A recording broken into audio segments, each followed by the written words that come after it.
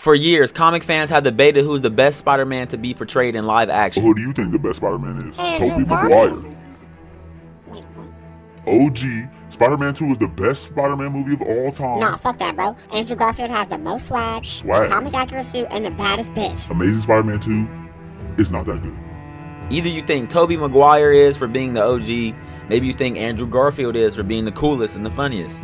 Maybe you think Tom Holland for his implementation into the MCU. But today we're breaking it down to see which one of these depictions are actually the most powerful of the three. Before we start, make sure to hit that subscribe button. We're trying to get to 200 before the end of the year. And leave a comment to let me know your thoughts and if you like these type of videos. Let's get into it. We're going to be breaking it up into 6 different categories: strength, speed, spider sense, tech, experience, and durability. We're using each character from the first movie up into No Way Home, so pretty much everything we've seen of each of them to date. Let's start with strength.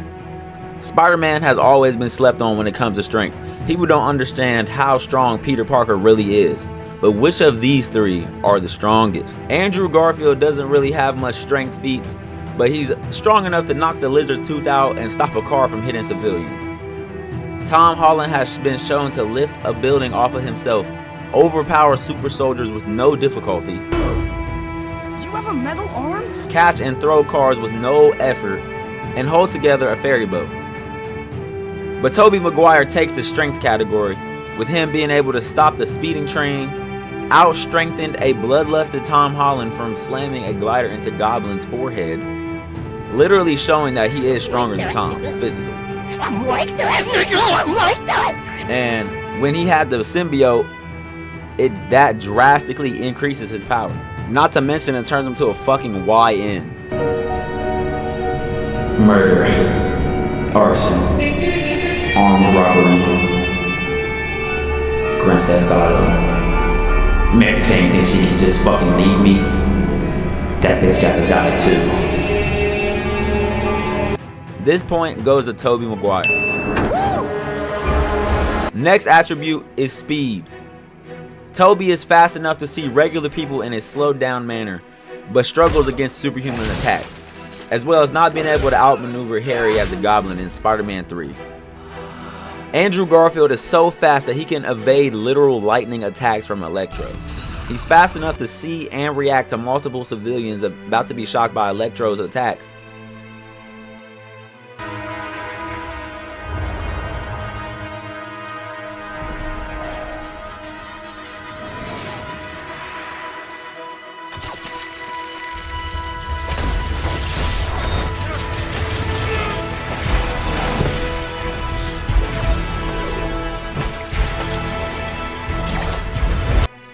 Tom is fast enough to hang with super soldiers with high amounts of experience and training without taking too much damage. He's also shown to be able to save his teammates on Titan while fighting Thanos. He also moves fast enough and far from home to evade bullets from countless drones firing at him while moving fluidly through the city. Tom is also shown dodging attacks from Electro, but he wasn't able to stop him without Sandman's help. While Andrew was able to fight Electro and save the surrounding civilians at the same time. So we're gonna give this speed attribute to Andrew Garfield. Next up is Spider Sense. All 3 versions have the same ability to sense danger, but Tom Holland's version is shown to get the most effective use out of his, being able to see through the illusions of Mysterio, even detect the change in energy in the room, and sense that Norman was taken over by the Goblin in No Way Home, with no evidence other than a feeling. There is no feats that the other 2 can even hold a candle to in that scene. That's some neat trick. That sense of yours. Tom gets the spider sense point by far. Moving on to tech. Andrew Garfield made his web shooters in a garage and even upgraded them to be able to hold electrical currents to face Electro, all by himself, with a little bit of help from Gwen. Tom also made his web shooters, but Tony upgraded them and also added hella attributes to his suit, as well as gave him the Iron Spider suit. Whether or not you respect Tom for being helped by Tony, he does have better tech than the other 2. But Andrew may be more effective if it was otherwise. Tom gets the tech point, but we'll give Andrew a half a point for this one. experience.